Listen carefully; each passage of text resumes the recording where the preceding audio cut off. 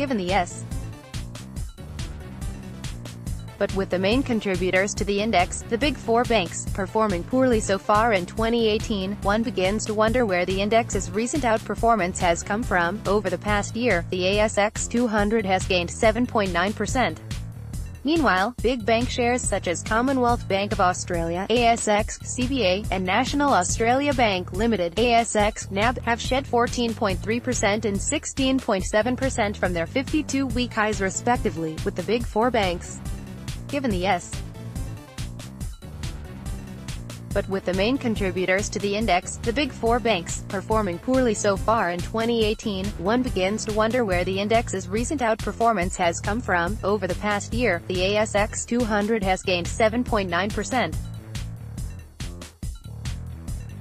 Meanwhile, big bank shares such as Commonwealth Bank of Australia, ASX, CBA, and National Australia Bank Ltd, ASX, NAB, have shed 14.3% and 16.7% from their 52-week highs respectively, with the big four banks making up approximately 24% of the index. According to beta shares, it usually takes outperformance from the banks to significantly move our index higher.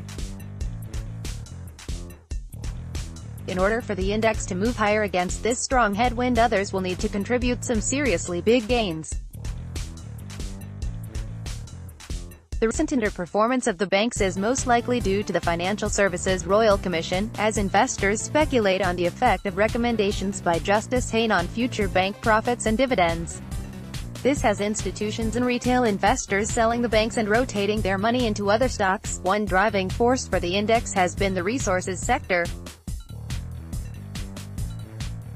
BHP Billiton Limited, ASX, BHP, and Rio Tinto Limited, ASX, Rio, have gained 47.6% and 35.2% respectively over the last year. I would argue an equally strong driving force has been the massive gains by lesser-known medium-cap ASX tech stocks such as Altium Limited, ASX, Ilu, 157.7%, Wisetech Global Limited, ASX, WTC, 126%, Appen Limited, ASX, APX, 237%, REA Group Limited, ASX, REA, 33.2%, and Xero Limited, ASX, XRO, 84.4%.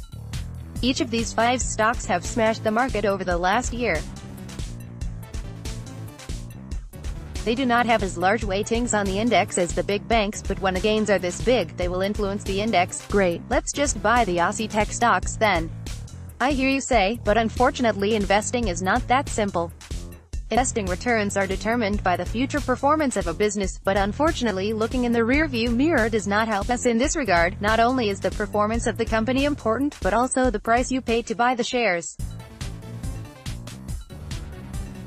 If the company performs well going forward, but that has already been factored into the share price at the time of purchase, then your returns will not be significant. Because of the stellar performance of the Aussie tech shares of late, valuations have potentially become overstretched.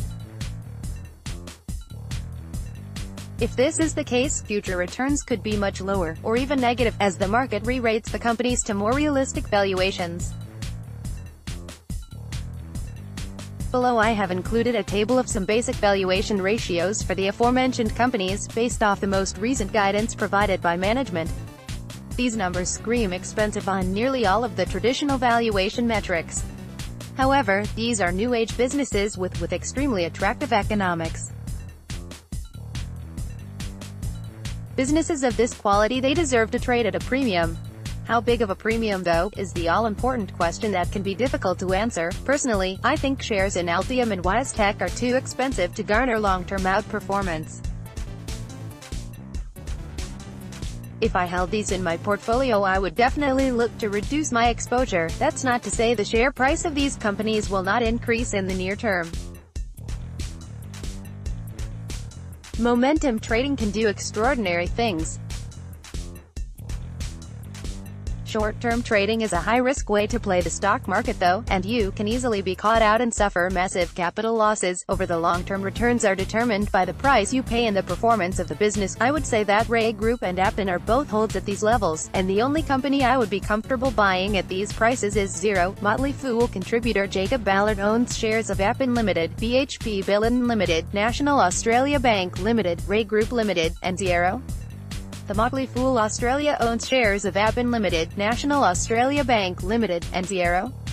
The Motley Fool Australia has recommended REA Group Limited.